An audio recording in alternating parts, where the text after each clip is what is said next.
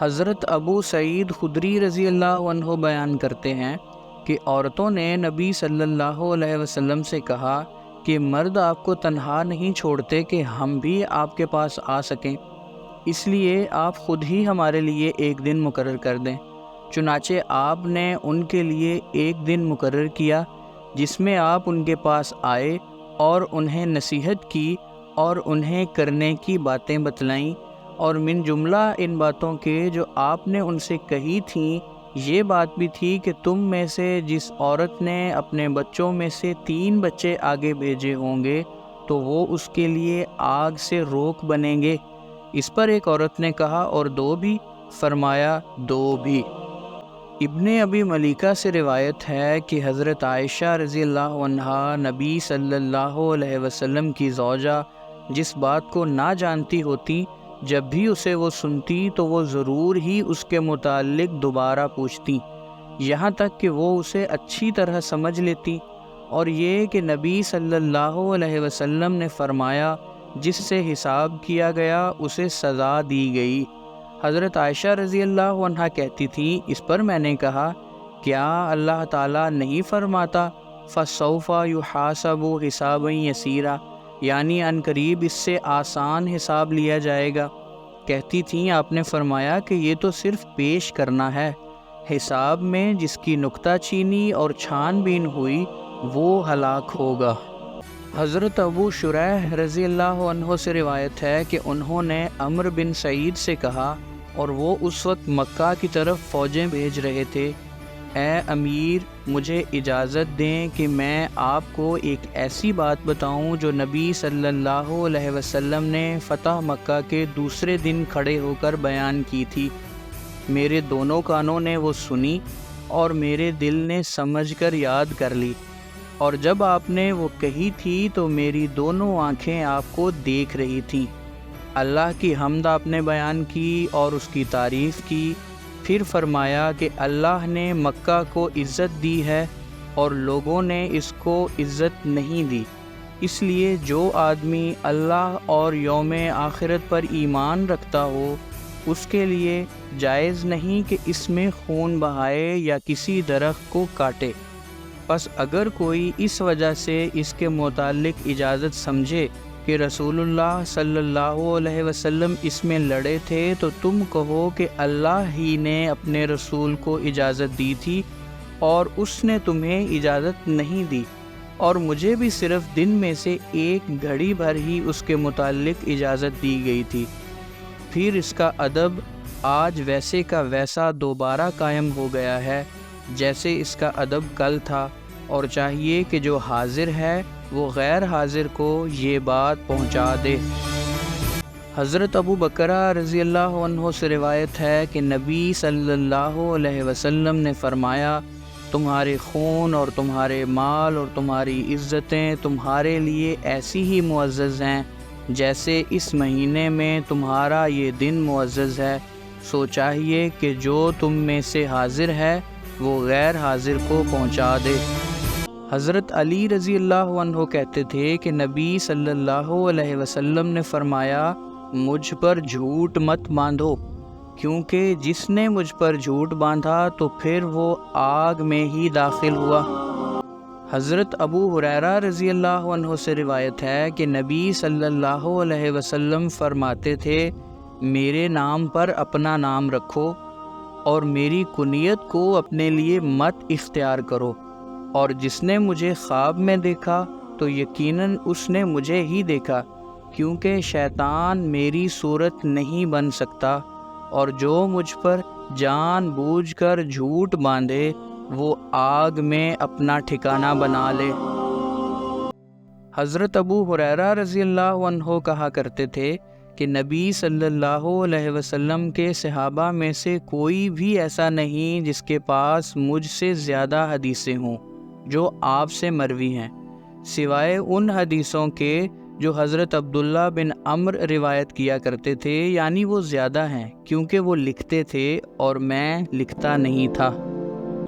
حضرت ابن عباس رضی اللہ عنہ بیان کرتے ہیں کہ جب نبی صلی اللہ علیہ وسلم پر آپ کی بیماری نے سخت حملہ کیا تو آپ نے فرمایا، میرے پاس کوئی لکھنے کا سامان لاؤ تا میں تمہیں ایک ایسی تحریر لکھ دوں کہ جس کے بعد تم بھولو نہیں۔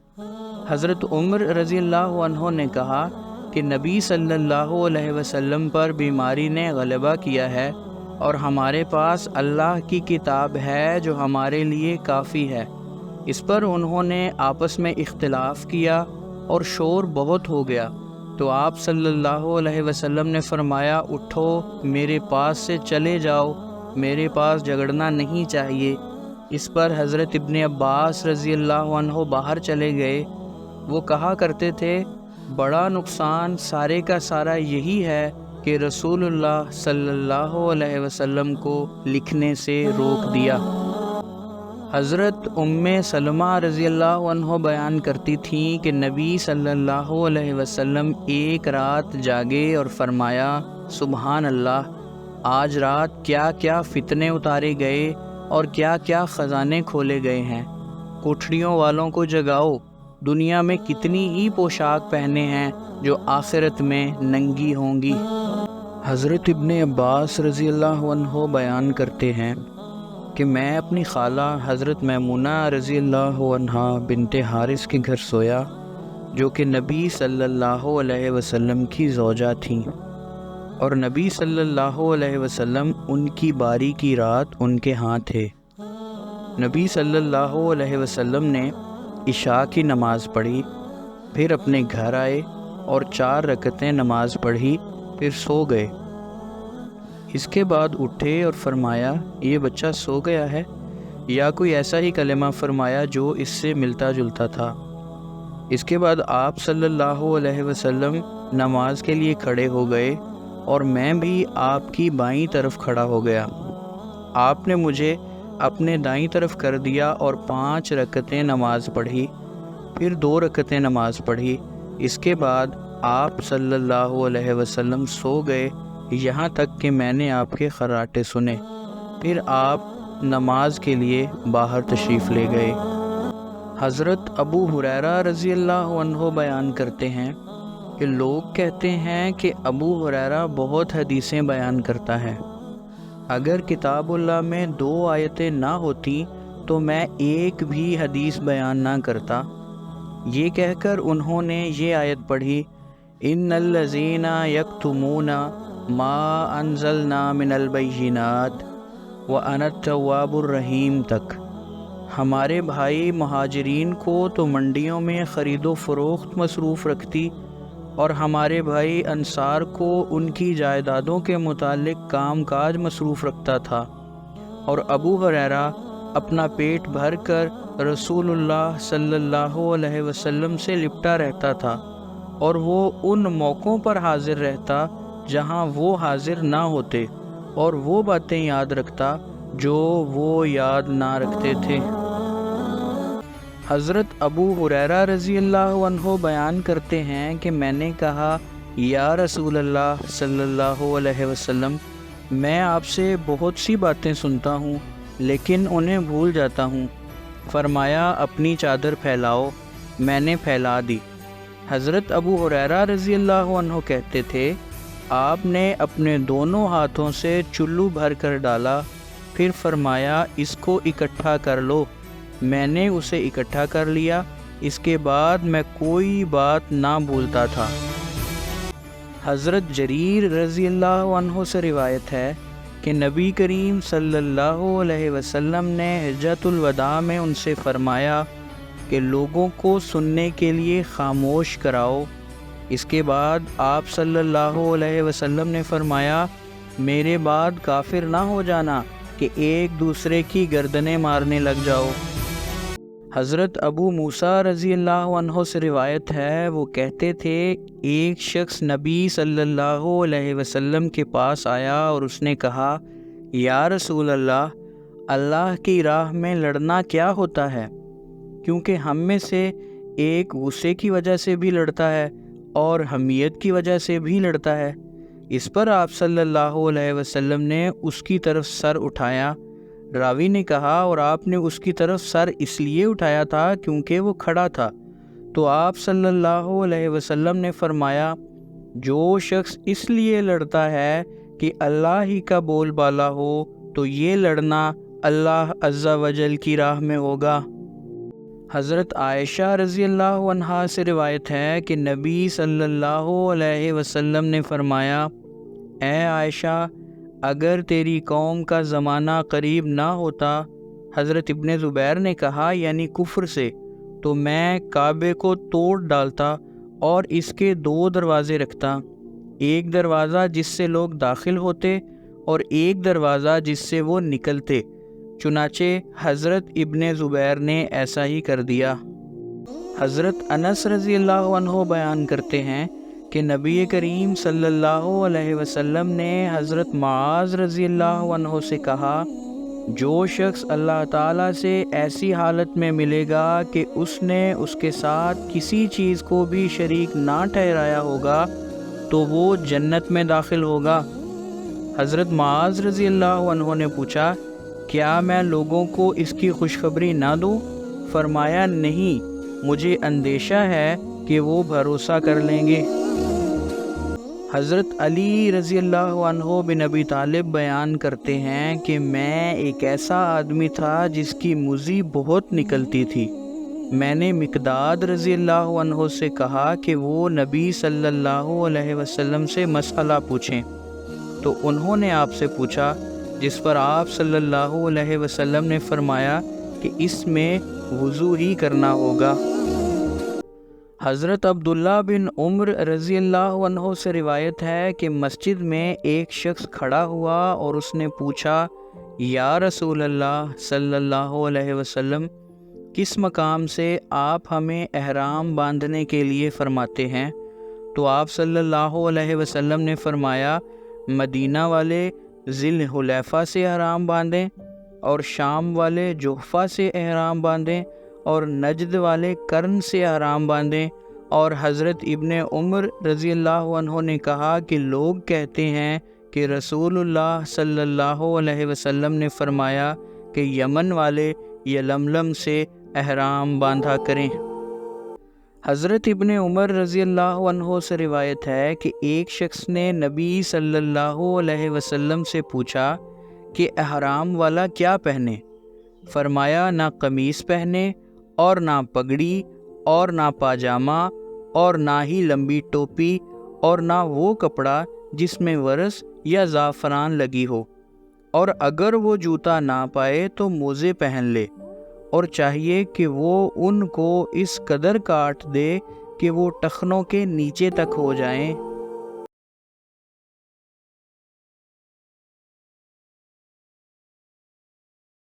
حضرت ابو ہریرہ رضی اللہ عنہ بیان کرتے ہیں کہ رسول اللہ صلی اللہ علیہ وسلم نے فرمایا، جو شخص بے وضو ہو جائے اس کی نماز قبول نہیں ہوتی جب تک کہ وہ وضو نہ کر لے۔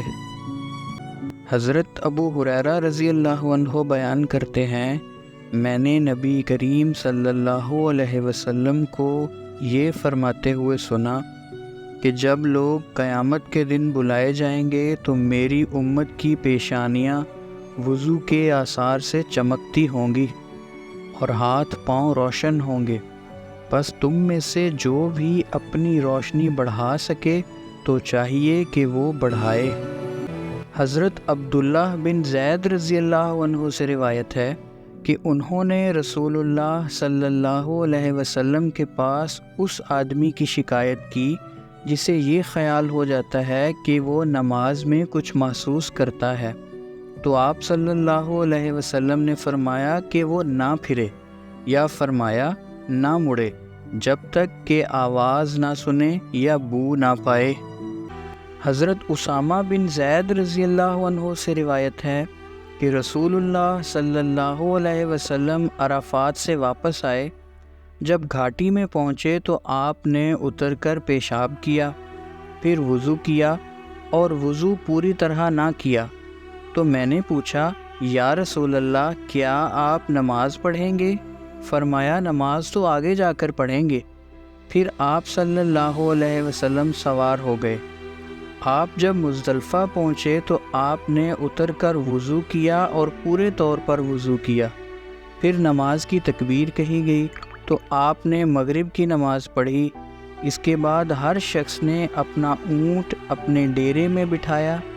پھر عشاء کی نماز کی تکبیر کہی گئی اور آپ نے نماز پڑھائی، اور ان دونوں کے درمیان آپ نے کوئی نماز نہ پڑھی۔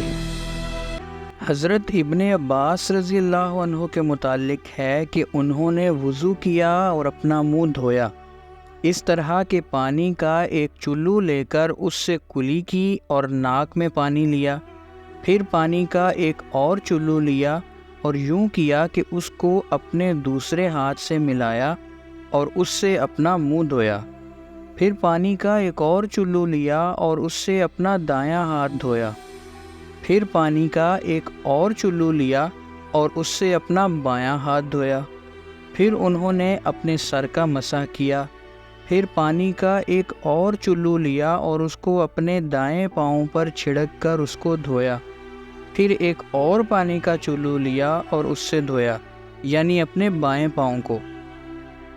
پھر اس کے بعد انہوں نے کہا، اس طرح میں نے رسول اللہ صلی اللہ علیہ وسلم۔ حضرت ابن عباس رضی اللہ عنہ بیان کرتے ہیں کہ نبی صلی اللہ علیہ وسلم نے فرمایا، اگر تم میں سے کوئی اپنی بیوی کے پاس آئے اور یہ کہے کہ بسم اللہ اللہم جنبنا الشیطان وجنب الشیطان ما رزقتنا، یعنی میں اللہ کے نام کے ساتھ شروع کرتا ہوں، اے میرے اللہ ہمیں شیطان سے بچائے رکھیو اور شیطان کو اس بچے سے دور رکھیو جو تو ہمیں دے، تو ان کے باہمی تعلق سے ایسے بچے کے پیدا ہونے کا فیصلہ کیا جاوے گا کہ جس کو شیطان ضرر نہ دے سکے گا۔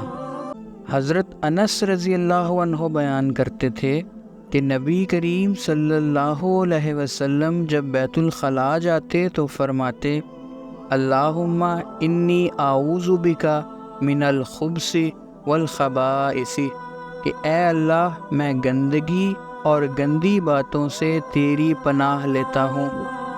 حضرت ابن عباس رضی اللہ عنہ بیان کرتے تھے کہ نبی صلی اللہ علیہ وسلم بیت الخلاء میں گئے تو میں نے آپ کے لیے وضو کا پانی رکھا۔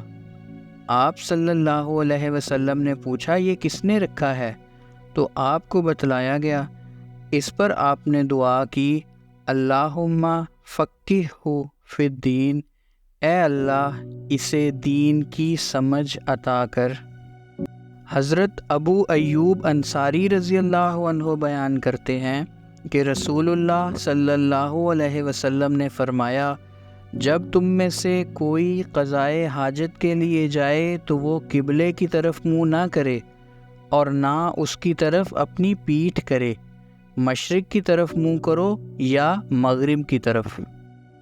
حضرت عائشہ رضی اللہ عنہا سے روایت ہے کہ نبی کریم صلی اللہ علیہ وسلم کی بیویاں جب قضائے حاجت کے لیے باہر مناسے کی طرف جاتیں تو رات کو نکلا کرتی تھیں، اور مناسے ایک وسیع میدان ہے، اور حضرت عمر رضی اللہ عنہ نبی صلی اللہ علیہ وسلم سے اکثر کہا کرتے تھے کہ اپنی بیویوں کو پردہ کرائیں، مگر رسول اللہ صلی اللہ علیہ وسلم ایسا نہ کرتے۔ ایک رات عشاء کے وقت حضرت سودا رضی اللہ عنہا نبی صلی اللہ علیہ وسلم کی بیوی باہر گئیں اور وہ لمبے قد کی تھی، تو حضرت عمر رضی اللہ عنہ نے ان کو پکار کر کہا، سودا ہم نے تمہیں پہچان لیا ہے، کیونکہ وہ بہت چاہتے تھے کہ حجاب کے متعلق وحی نازل ہو۔ آخر اللہ تعالیٰ نے حجاب کے حکم کے متعلق آیت نازل کی۔ حضرت عائشہ رضی اللہ عنہا روایت کرتی ہیں کہ نبی کریم صلی اللہ علیہ وسلم نے فرمایا، تمہیں یعنی عورتوں کو اجازت دی گئی ہے کہ تم اپنی ضرورت کے لیے باہر جاؤ، یعنی قضائے حاجت کے لیے۔ حضرت انس بن مالک رضی اللہ عنہ بیان کرتے ہیں کہ نبی کریم صلی اللہ علیہ وسلم جب قضائے حاجت کے لیے نکلتے تو میں اور ایک اور لڑکا آتے اور ہمارے ساتھ پانی کی چھاگل ہوتی، یعنی آپ صلی اللہ علیہ وسلم اس پانی سے استنجا کرتے۔ حضرت ابو قتادہ رضی اللہ عنہ سے روایت ہے کہ رسول اللہ صلی اللہ علیہ وسلم نے فرمایا، جب تم میں سے کوئی پانی پیے تو برتن میں سانس نہ لے، اور جب بیت الخلاء میں آئے تو دائیں ہاتھ سے اپنی شرمگاہ کو نہ چھوئے اور نہ اپنے دائیں ہاتھ سے استنجا کرے۔ حضرت ابو ہریرہ رضی اللہ عنہ بیان کرتے ہیں کہ میں نبی کریم صلی اللہ علیہ وسلم کے پیچھے ہو لیا اور آپ قضائے حاجت کے لیے نکلے، اور آپ مڑ کر ادھر ادھر نہیں دیکھتے تھے۔ میں آپ کے قریب ہوا تو آپ نے فرمایا، میرے لیے ڈھیلے تلاش کرو تاکہ میں ان سے استنجا کروں، یا اسی قسم کا فکرہ فرمایا، اور ہڈی اور لید میرے پاس نہ لانا۔ چنانچہ میں اپنے کپڑے کے کونے میں کچھ پتھر آپ صلی اللہ علیہ وسلم کے پاس لے آیا اور انہیں آپ کے پاس رکھ دیا، اور پھر میں آپ سے ایک طرف ہو گیا۔ جب آپ فارغ ہوئے تو آپ انہیں استعمال میں لائے۔ حضرت عبداللہ بن مسعود رضی اللہ عنہ سے روایت ہے کہ نبی صلی اللہ علیہ وسلم قضائے حاجت کے لیے گئے اور مجھ سے فرمایا کہ میں آپ کو 3 پتھر لا دوں۔ مجھ کو 2 پتھر ملے اور تیسرے کو تلاش کیا تو مجھے نہ ملا۔ اس پر میں نے لید لے لی اور یہ لا کر آپ کو دیے۔ آپ نے 2 پتھر تو لے لیے لیکن لید پھینک دی اور فرمایا، یہ پلید ہے۔ حضرت ابن عباس رضی اللہ عنہ بیان کرتے ہیں کہ نبی کریم صلی اللہ علیہ وسلم نے وضو کے لیے ایک بار آزاد ہوئے۔ حضرت عبداللہ بن زید رضی اللہ عنہ سے روایت ہے کہ نبی کریم صلی اللہ علیہ وسلم نے وضو کے لیے 2 بار آزاد ہوئے۔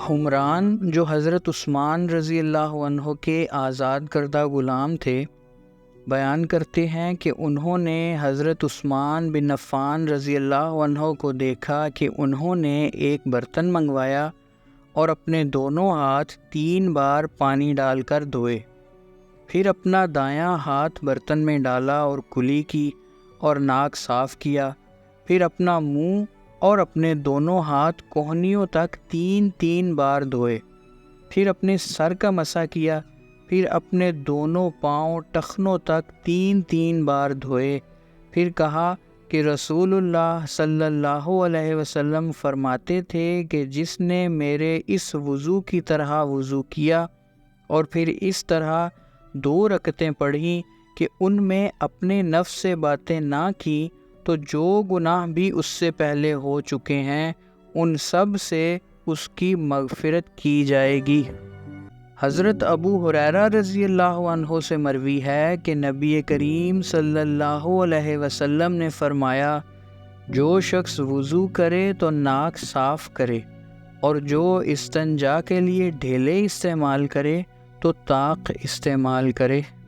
حضرت ابو ہریرہ رضی اللہ عنہ سے مروی ہے کہ رسول اللہ صلی اللہ علیہ وسلم نے فرمایا، جب تم میں سے کوئی وضو کرے تو چاہیے کہ اپنی ناک میں پانی ڈالے، پھر اس کو صاف کرے، اور جو استنجا کے لیے ڈھیلے لے تو وہ طاق لے، اور اگر تم میں سے کوئی اپنی نیند سے جاگے تو چاہیے کہ وہ اپنے ہاتھ وضو کے پانی میں ڈالنے سے پہلے دھو لے، کیونکہ تم میں سے کوئی نہیں جانتا کہ اس کے ہاتھ نے رات کہاں بسر کی ہے۔ حضرت عطیہ رضی اللہ عنہا بیان کرتی ہیں کہ نبی صلی اللہ علیہ وسلم نے اپنی بیٹی کو نہلانے کے متعلق ان سے فرمایا کہ اس کے داہنی طرف سے ان جگہوں سے شروع کرو جو وضو میں دھوئی جاتی ہیں۔ حضرت عائشہ رضی اللہ عنہا بیان کرتی ہیں کہ نبی صلی اللہ علیہ وسلم کو اپنے ہر کام میں داہنی طرف سے شروع کرنا پسند ہوتا، اپنا جوتا پہننے میں اور اپنی کنگھی کرنے میں اور اپنے نہانے میں بھی۔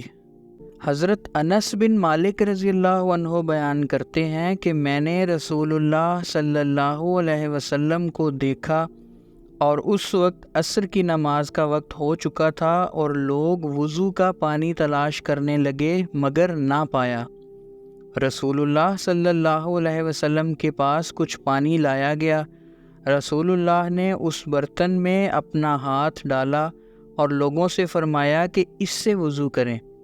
حضرت انس کہتے تھے میں نے پانی کو دیکھا کہ وہ آپ کی انگلیوں کے نیچے سے پھوٹ رہا ہے، یہاں تک کہ سب نے وضو کر لیا۔ حضرت انس رضی اللہ عنہ سے روایت ہے کہ رسول اللہ صلی اللہ علیہ وسلم نے جب بال اتروائے تو حضرت ابو طلحہ رضی اللہ عنہ وہ پہلے شخص تھے جنہوں نے آپ کے بالوں میں سے کچھ بال لے لیے۔ حضرت ابو ہریرہ رضی اللہ عنہ سے روایت ہے کہ رسول اللہ صلی اللہ علیہ وسلم نے فرمایا، جب کتا تم میں سے کسی کے برتن میں سے کچھ پی جائے تو چاہیے کہ وہ اسے 7 دفعہ دھوئے۔ حضرت ابو ہریرہ رضی اللہ عنہ بیان کرتے ہیں کہ نبی صلی اللہ علیہ وسلم نے سنایا کہ ایک شخص نے ایک کتے کو دیکھا کہ وہ پیاس کے مارے مٹی کھا رہا ہے، تو اس شخص نے اپنا موزہ لیا اور اس سے پانی نکال کر اسے پلایا، یہاں تک کہ اس کو سیر کر دیا۔ اس پر اللہ تعالیٰ نے اس کی قدر کی اور اس کو جنت میں داخل کر دیا۔ حضرت عبداللہ بن عمر رضی اللہ عنہ سے روایت ہے کہ رسول اللہ صلی اللہ علیہ وسلم کے زمانے میں کتے مسجد میں آیا جایا کرتے تھے اور پیشاب بھی کر دیتے تھے، لوگ اس میں سے کچھ بھی نہ دھوتے۔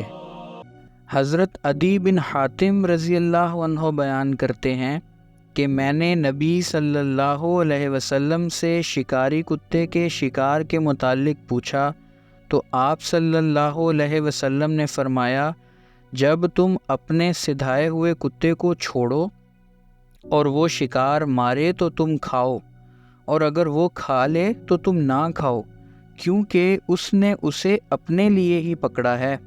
میں نے کہا، میں اپنے کتے کو چھوڑوں اور اس کے ساتھ کوئی دوسرا کتا پاؤں؟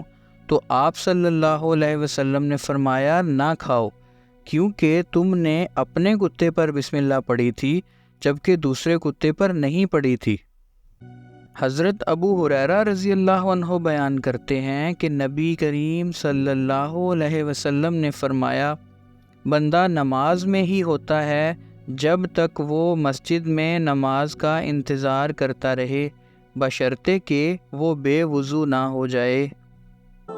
حضرت عثمان بن عفان رضی اللہ عنہ سے پوچھا گیا کہ بتلائیں، جب کوئی جماع کرے اور انزال نہ ہو تو کیا وہ نہائے؟ حضرت عثمان رضی اللہ عنہ نے کہا، وضو کرے جیسا کہ وہ نماز کے لیے وضو کرتا ہے اور اپنے ذکر کو دھو لے۔ حضرت مغیرہ بن شعبہ رضی اللہ عنہ سے روایت ہے کہ وہ رسول اللہ صلی اللہ علیہ وسلم کے ساتھ ایک سفر میں تھے۔ آپ حاجت کے لیے گئے اور یہ کہ حضرت مغیرہ آپ پر پانی ڈالنے لگے اور آپ وضو کرتے تھے۔ آپ نے اپنا منہ اور اپنے دونوں ہاتھ دھوئے اور اپنے سر پر مسح کیا اور موزوں پر بھی مسح کیا۔ حضرت اسماء بنت ابو بکر رضی اللہ عنہا بیان کرتی تھیں، میں نبی صلی اللہ علیہ وسلم کی زوجہ حضرت عائشہ کے پاس جب سورج گرہن ہوا تو آئی، کیا دیکھتی ہوں کہ لوگ کھڑے نماز پڑھ رہے ہیں اور وہ بھی کھڑی ہو کر نماز پڑھ رہی ہیں۔ میں نے پوچھا، ان لوگوں کو کیا ہوا ہے؟ تو اس پر انہوں نے اپنے ہاتھ سے آسمان کی طرف اشارہ کیا اور سبحان اللہ کہا۔ میں نے کہا، کوئی نشان ہے؟ تو انہوں نے اشارہ کیا کہ ہاں۔ تب میں بھی کھڑی ہو گئی، اتنی دیر کھڑی رہی کہ مجھ پر غشی طاری ہونے لگی اور میں نے اپنے سر پر پانی ڈالنا شروع کر دیا۔ جب رسول اللہ صلی اللہ علیہ وسلم نماز سے فارغ ہوئے تو آپ نے اللہ تعالیٰ کی حمد اور تعریف بیان کی، پھر فرمایا، جو بھی ایسی چیز تھی جس کو میں نے نہ دیکھا تھا، میں نے اس کو اپنی اس جگہ کھڑے کھڑے دیکھ لیا ہے۔ یہاں تک کہ جنت بھی اور دوزخ بھی، اور مجھے وحی کی گئی ہے کہ قبروں میں تم کو ایسا ہی آزمایا جائے گا جیسا کہ دجال کے فتنے کے ذریعے سے یا اس کے قریب قریب۔ حضرت اسماء رضی اللہ عنہا کہتی تھی، تم میں سے ایک شخص کے پاس فرشتے آئیں گے اور اس سے پوچھا جائے گا کہ اس شخص کے متعلق تمہارا کیا علم ہے، جو ایمان لانے والا ہوگا یا یقین کرنے والا؟ وہ کہے گا وہ محمد صلی اللہ علیہ وسلم ہے، اللہ کا رسول ہے، ہمارے پاس کھلے کھلے دلائل اور ہدایت کی باتیں لایا اور ہم نے قبول کیا اور ایمان لائے اور پیروی کی۔ تب اس سے کہا جائے گا، اچھی طرح سے سو جا، ہم تو جانتے ہی تھے کہ تو مومن ہے۔ اور جو منافق ہوگا یا شک کرنے والا ہوگا وہ کہے گا میں نہیں جانتا، لوگوں کو میں نے کچھ کہتے سنا، میں نے بھی کہہ دیا۔ حضرت عبداللہ بن زید رضی اللہ عنہ سے نبی کریم صلی اللہ علیہ وسلم کے وضو کے متعلق پوچھا گیا۔ حضرت عبداللہ رضی اللہ عنہ نے پانی کا ایک لگن منگوایا اور نبی صلی اللہ علیہ وسلم کے وضو کی طرح وضو کر کے ان کو دکھلایا۔ انہوں نے اپنے ہاتھ پر اس لگن سے پانی انڈیلا اور 3 دفعہ اپنے ہاتھ دھوئے، پھر اپنا ہاتھ لگن میں داخل کیا اور کلی کی اور ناک میں پانی لیا اور ناک صاف کی 3 چلوؤں سے، اپنا ہاتھ پانی میں ڈالا اور اپنا منہ 3 بار دھویا، پھر اپنا ہاتھ اور اپنے ہاتھ کوہنیوں تک 2 دفعہ دھوئے، پھر اپنا ہاتھ ڈالا اور اپنے سر کا مسح کیا، اس طرح کہ ان دونوں کو آگے سے لے گئے اور پیچھے سے لائے ایک بار ہی، پھر اپنے دونوں پاؤں ٹخنوں سمیت دھوئے۔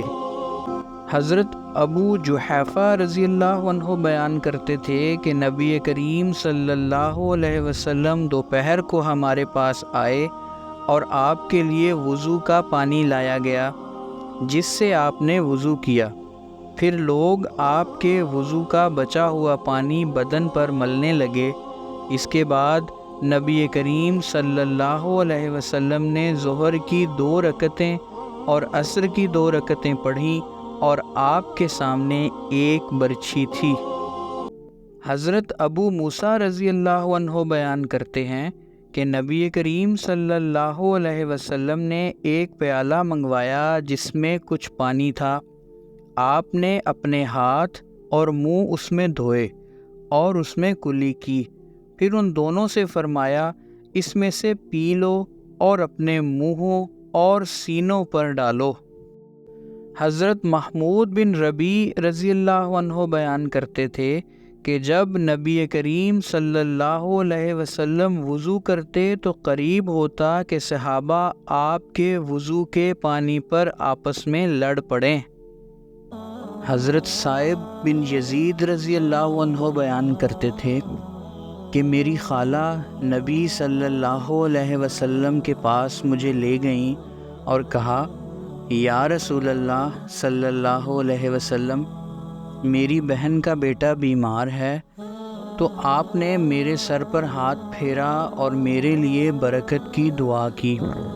پھر آپ صلی اللہ علیہ وسلم نے وضو کیا اور میں نے آپ کے وضو سے بچا ہوا پانی پیا، اور پھر میں آپ کی پیٹھ کے پیچھے کھڑا ہو گیا اور میں نے نبوت کی مہر آپ کے دونوں کاندھوں کے درمیان دیکھی جو کبوتر کے انڈے کی مانند تھی۔ حضرت عبداللہ بن عمر رضی اللہ عنہ بیان کرتے ہیں کہ مرد اور عورتیں رسول اللہ صلی اللہ علیہ وسلم کے زمانے میں اکٹھے وضو کیا کرتے تھے۔ حضرت جابر رضی اللہ عنہ بیان کرتے ہیں کہ رسول اللہ صلی اللہ علیہ وسلم میری عیادت کو آئے اور میں ایسا بیمار تھا کہ ہوش نہیں رکھتا تھا۔